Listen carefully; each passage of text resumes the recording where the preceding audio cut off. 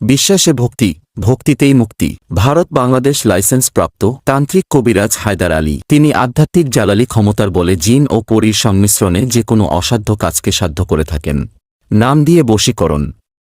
বিয়ে শাদী হয় না, মনের মানুষ অবাধ্য, ব্যবসায় লোকসান, বিয়ে বন্ধ, পড়াশোনায় অমনোযোগী, প্রেমিক প্রেমিকার মিলন, বাবা মাকে বাধ্যকরণ, স্বামী স্ত্রীর পরকীয়া নিয়ে বশীকরণ ও প্রেমে সফল, পাওনা টাকা আদায় ও হারানো টাকা ফেরত, শত্রুর করা জাদু টুনাবান থেকে মুক্তি পাওয়া।